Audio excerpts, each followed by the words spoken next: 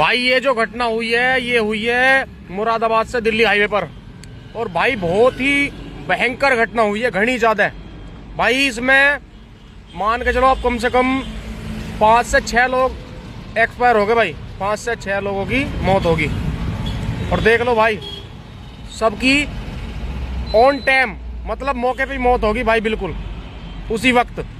और ये सब हादसा जो है हुआ है भाई एक बाइक वाले की वजह से हुआ है। एक बाइक वाले की वजह से सभी आदमी भाई देख लो 5-6 आदमी की तो मौत होगी।